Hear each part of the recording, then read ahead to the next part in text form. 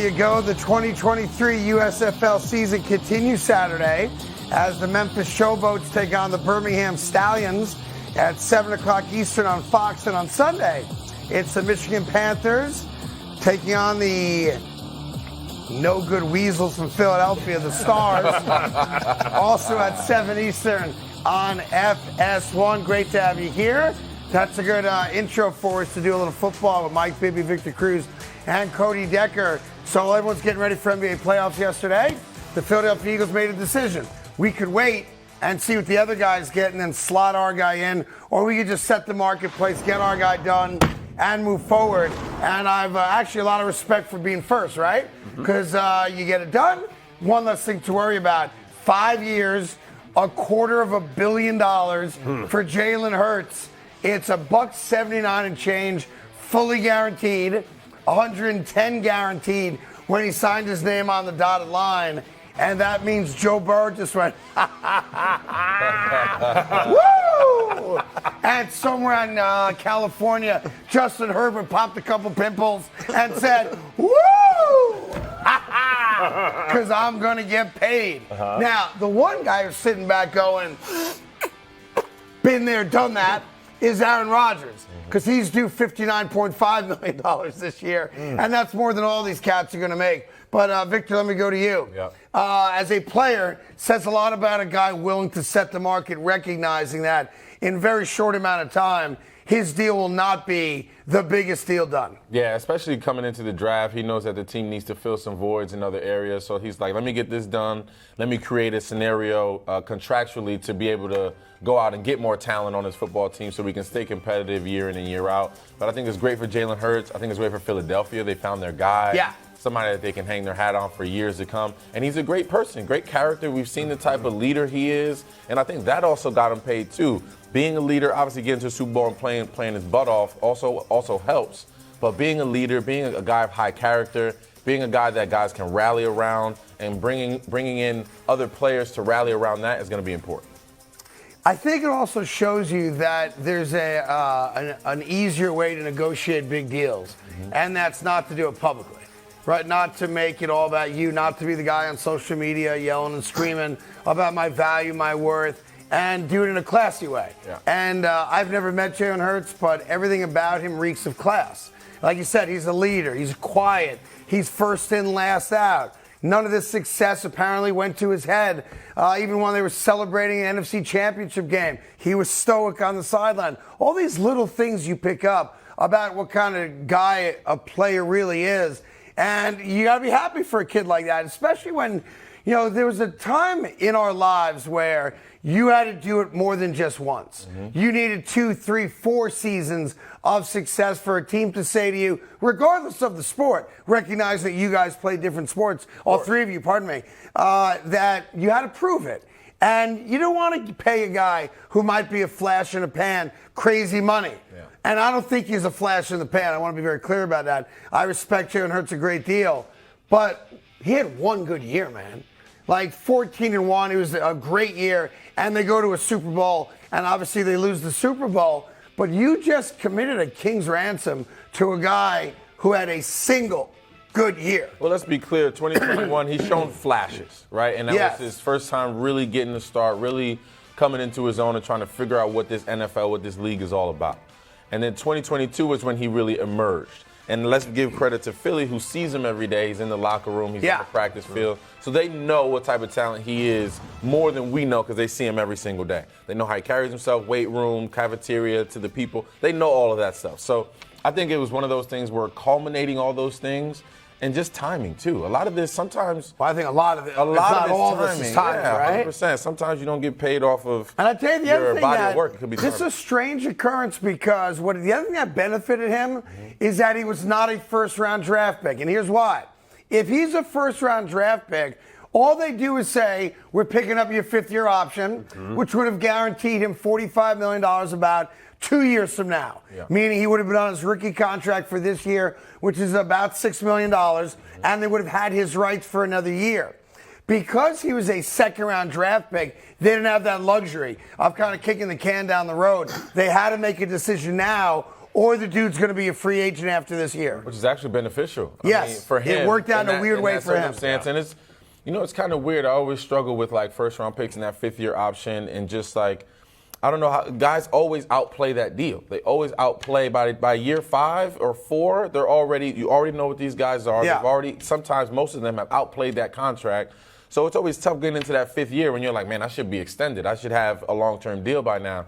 So it's always tricky with the first rounders, but a second-round guy got to hit the timing. It's all about timing, hitting the market at the right time, and that's what he did. Yeah, listen, year 3 is the most important year of an NFL player's career. Baseball's a lot different, and where you have to play 5 years before you can make big money. Very much but then so. you get all the money guaranteed. Yes. So there's a bit of a trade-off. You guys get all the money, we coddle you and tell you how great you are, and let you kick people in the chest when they're on the ground. If you're a player's celebrate son. you. Yeah. Oh yeah. I mean, come on, you guys. It's like, I'm gonna stay over here a little bit. Woo, that prima donna odor just wears off on a guy right quick. I want to show you a comparison real quick of the next 2 years, because even though he gets the highest amount of money on a per year basis and he gets the $255 bag, here's what's interesting about how they structured the deal.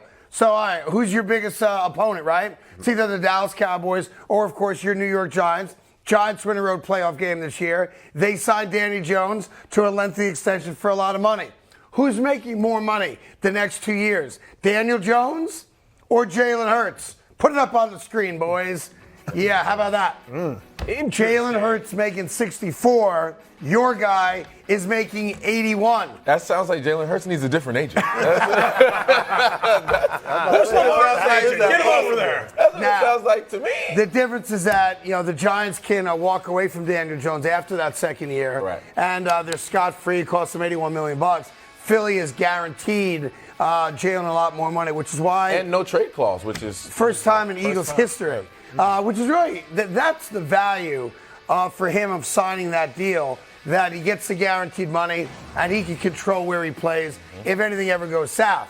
Now, what happens with Lamar Jackson? Because every quarterback signing now is going to relate back to the only guy out of all of them who's a league MVP, and that's Lamar Jackson. There is a report, I do not know where it comes from, that Lamar Jackson was offered $200 million guaranteed over a 5-year period. I don't know if that's accurate or not. If it is, it's hard to defend Lamar Jackson not signing it. Yeah, I don't see. If that is the number, obviously we don't know for sure, but if that is the number, he needs to be heading over to Baltimore Ravens Stadium. You signed that contract. Immediately. And look, I would have signed $133, but I panic in situations like that. Full ownership of that. I am the worst when it comes to that. $1? I'm in. Where do I sign? But now that you have a real pecking order, and Burrow's going to get a little bit more, and Herbert's going to be in that ballpark, maybe a little bit more. If the Ravens have $200 million guaranteed on the table, then Lamar Jackson has to sign it.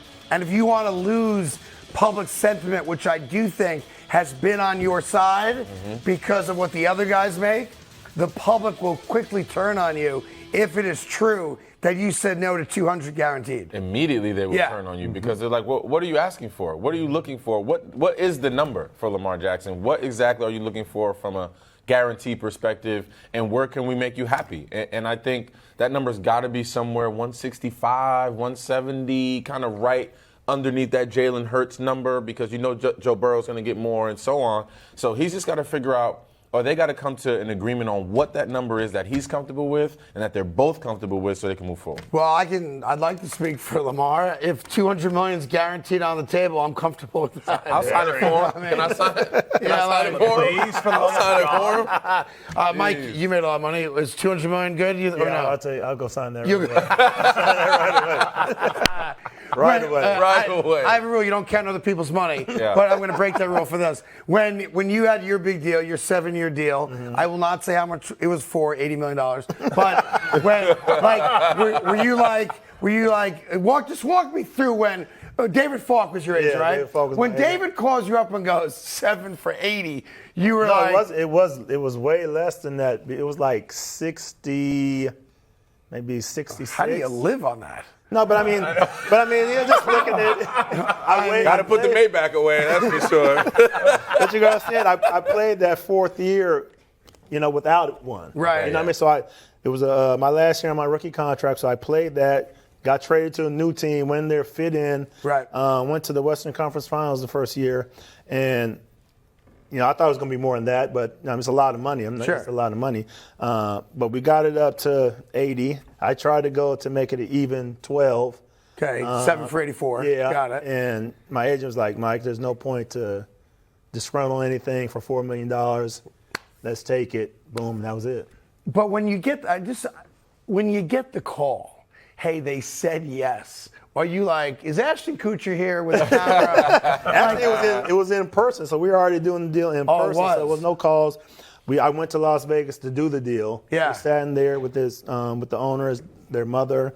Now, the Maloof. Maloofs, right? Yeah, Mama Maloof. Which, by the way, best owners let me just walk you ever. through that. So the Maloofs own one section of the Maloof family owns car dealerships. The other one owns casinos, right? They gave him the $80 million at a blackjack table.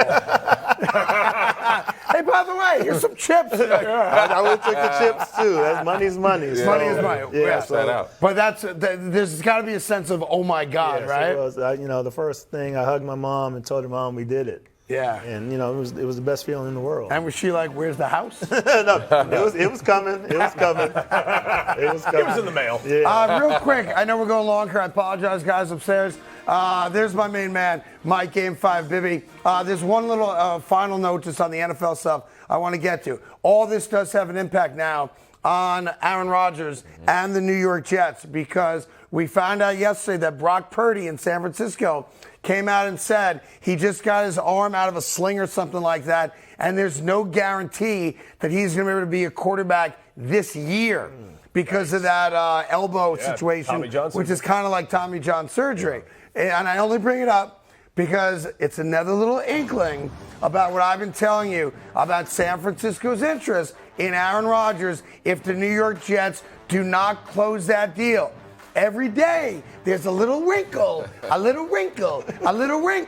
that makes that more of a probability than it was maybe yesterday or the day before. Don't worry, I will keep an eye on it for you. Oh, thanks. All right? Appreciate that. I'm going to keep an eye on it for you because nobody else wants to keep an eye on it, apparently. Yeah. He is not going to be a Jet this week. So take a deep breath. Forever. But San Francisco, that is a big deal. That Brock Purdy may not be a football player this year because of the recovery from the elbow injury in the NFC Championship game. Yeah. How you feeling? I feel great. No, you do not. I predicted this a month ago. did. Hey there. Thank you so much for watching The Carton Show. You can subscribe right here to get all the latest bits and segments from the show. And by the way, while you're at it, we have a lot of great shows on FS1, so check them out too.